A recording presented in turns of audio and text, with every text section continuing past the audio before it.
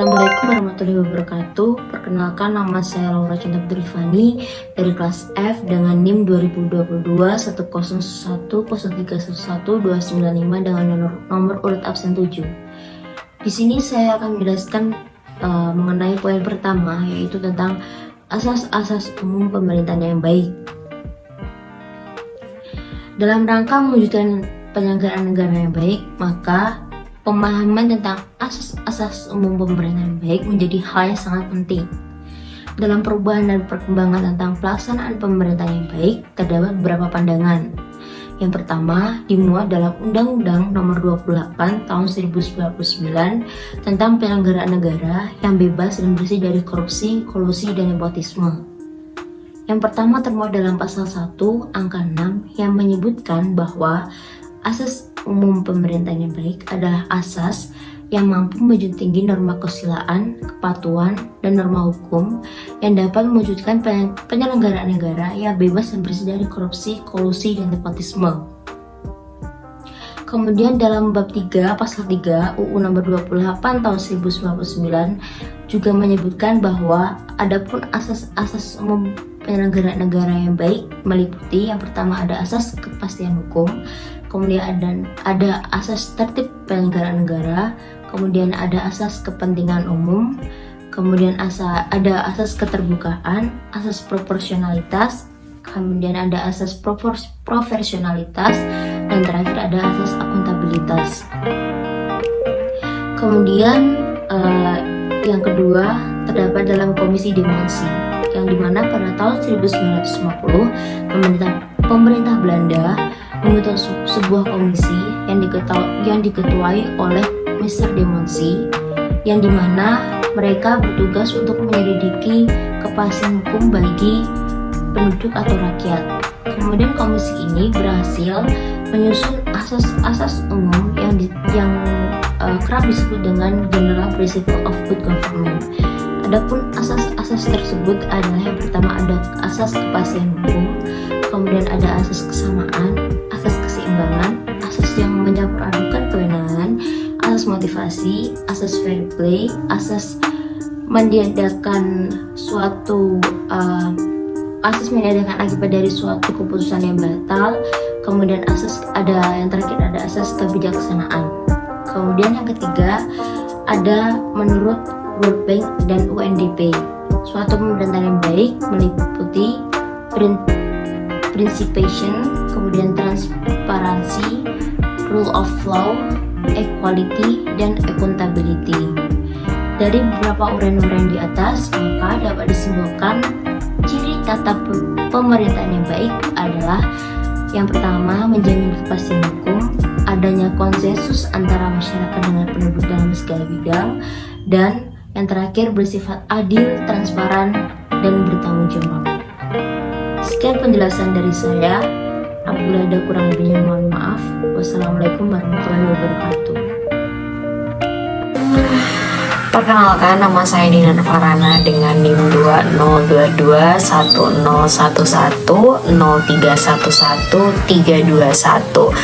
Di sini saya berkesempatan untuk menjelaskan mengenai sumber hukum administrasi negara. Sumber hukum sendiri menurut Mohtar Kusumaatmadja dan B. Arif Sidarta dibagi menjadi dua, yaitu sumber hukum dalam arti material dan juga sumber hukum dalam arti formil. Sumber hukum dalam arti material ialah memberikan kekuatan hukum mengikat kepada setiap peraturan perundang-undangan, sehingga peraturan perundang-undangan dipatuhi atau ditaati oleh manusia.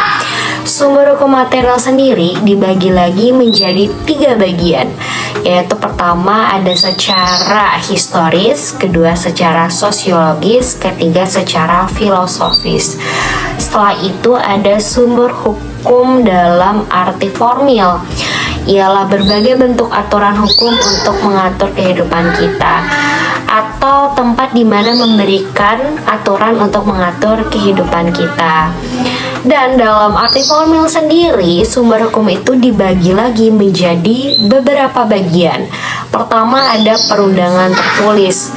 Perundangan tertulis di sini bersifat positif, daya paksanya kuat, sehingga posisinya sumber hukum di sini itu bukan hanya tingkat pusat saja, melainkan ada juga tingkat daerah. Setelah itu ada jurisprudensi. Jurisprudensi di sini ialah putusan dari hakim-hakim yang terdahulu yang mana sudah mempunyai kekuatan mengikat atau tetap dan menjadi bahan dasar pertimbangan dalam memutus perkara yang sama. Setelah itu ada kebiasaan atau konvensi. Kebiasaan atau konvensi di sini ialah praktik dalam keseharian. Jadi kebiasaan di sini bukan posisinya untuk menggantikan atau melanggar hukum yang ada. Jadi belum ada hukum tetapi sudah ada kebiasaan. Jadi kebiasaan di sini bersifat komplementer. Belum ada hukum yang mengatur secara keseluruhan. Setelah itu ada traktat. Traktat berdasarkan prinsip Pacta Servanda. Di sini menjelaskan bahwa traktat dibuat oleh dua negara atau lebih yang mana mengikat warga negara yang menandatanganinya. Jadi traktat di sini itu mempunyai daya ikat ketika sudah diratifikasi dalam bentuk undang-undang ataupun bentuk lainnya sesuai dengan tingkatan hukum yang digunakan.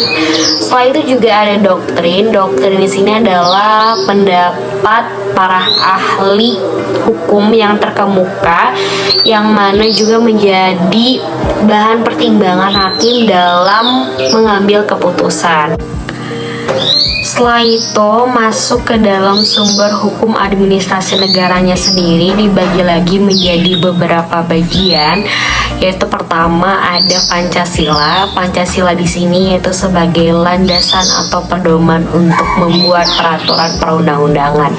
Menurut pasal 2 Undang-Undang Nomor 12 Tahun 2011 menjelaskan atau dikatakan bahwa Pancasila sebagai sumber dari segala sumber hukum. Dan Pancasila di sini sebagai sumber hukum administrasi negara dimaksudkan untuk menjadi semangat abadi bagi penyelenggaraan negara dan juga para pelaksana pemerintah sehingga masyarakat senantiasa berkembang sesuai dengan perkembangan zaman dan dinamika masyarakat. Setelah itu ada juga peraturan perundang-undangan. Nah, di sini itu contohnya ada Undang-Undang Dasar 1945, TAP MPR, Undang-Undang atau Perpu, terus juga ada peraturan pemerintah, peraturan presiden, terus juga ada peraturan provinsi, peraturan daerah kabupaten atau kota. Setelah itu ada kebiasaan atau konvensi di mana para administrator dalam keputusannya sering mencantumkan kalimat akan diadakan perbaikan seperlunya apabila di kemudian hari ditemukan kesalahan. Hal ini itu memang tidak ada dalam aturan hukum administrasi negara di Indonesia, tetapi ini sudah menjadi kebiasaan. Setelah itu ada traktat. Traktat di sini adalah sumber hukum administrasi negara yang dibuat oleh dua negara atau lebih yang mana untuk mengatur sesuatu hal. Setelah itu ada doktrin. Doktrin di sini itu untuk membantu pengembangan hukum administrasi negara. Jadi negara itu tidak boleh statis. Jadi negara itu harus berkembang sesuai dengan perkembangan yang ada di masyarakat.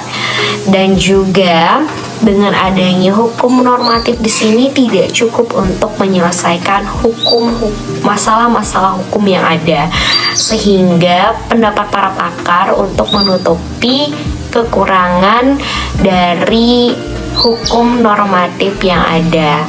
Jadi hukum dapat bersifat fleksibel dalam melayani masyarakat.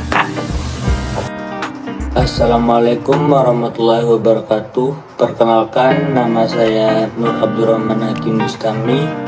NIM 2022 1011 0311 318. Di sini saya berkesempatan untuk menjelaskan mengenai perbedaan hukum tata negara dengan hukum administrasi negara. Perbedaan HTN dan HAN secara garis besar ialah: yang pertama, HTN mempelajari hal-hal yang sifatnya fundamental tentang dasar dari negara, sedangkan HAN menitik beratkan pada hal-hal teknis saja. Contohnya, masyarakat menuntut transparansi negara. Perbedaan yang kedua, hukum tata negara, peraturan hukum yang membentuk dan memberi wewenang terhadap alat-alat perlengkapan negara. Artinya, mempersoalkan negara dalam keadaan diam, sedangkan hukum administrasi negara, peraturan hukum yang mengikat alat-alat perlengkapan dalam rangka menggunakan wewenang yang telah ditetapkan hukum tata negara. Artinya, hukum administrasi negara, aturan mengenai negara dalam keadaan bergerak. Perbedaan yang ketiga, dilihat dari fungsi dari HTN. Yang pertama, mengadakan badan kenegaraan. Yang kedua, memberi wewenang pada badan-badan. Yang ketiga, membagi pekerjaan pemerintah. Sedangkan fungsi dari HAN, yang pertama, mengatur hubungan dalam masyarakat. Yang kedua, menjaga kepentingan masyarakat. Yang ketiga, menjaga agar pelaksanaan administrasi negara berjalan sebagaimana mestinya. Perbedaan HTN dan HAN yang keempat, hukum tata negara mempelajari yang pertama, jabatan yang ada dalam susunan negara. Yang kedua, siapa yang mengadakan jabatan itu. Sedangkan yang ketiga, fungsi-fungsi dari jabatan itu. Sedangkan hukum administrasi negara mempelajari yang pertama, bagaimana mengisi jabatan dalam organisasi. Yang kedua, bagaimana pelaksanaan tugas dari jabatan tersebut. Yang ketiga, bagaimana pelayanan dari pemerintah ke masyarakat.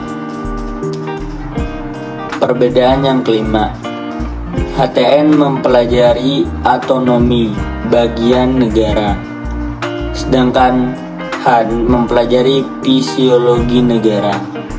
Perbedaan yang keenam, HTN, hukum tata negara sebagai genus. Artinya, hukum dengan mempelajari hukum tata negara, kita memfokuskan pada konstitusi negara sebagai keseluruhan. Hukum yang mengatur tentang negara yaitu antara lain dasar pendirian, struktur kelembagaan, pembentukan lembaga-lembaga negara, hubungan hukum, hak dan kewajiban antar lembaga negara, wilayah dan warga negara, dan lebih mengacu kepada fungsi konstitusi hukum dasar yang digunakan oleh suatu negara dalam hal pengaturan kebijakan pemerintah. Sedangkan hukum administrasi negara merupakan bagian dari hukum tata negara.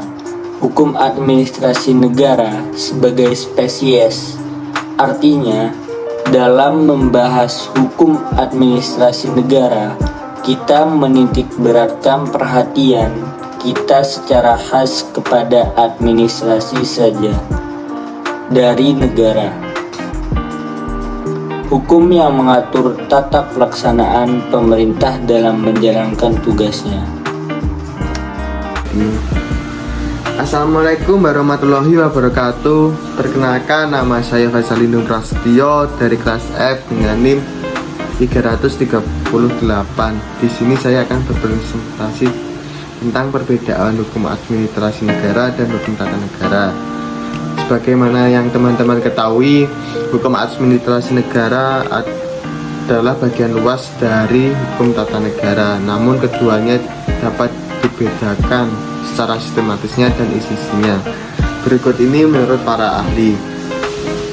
Menurut Oppenheim, ia berpendapat hukum tata negara dan hukum administrasi negara dapat dibedakan dengan objek yang dikajinya.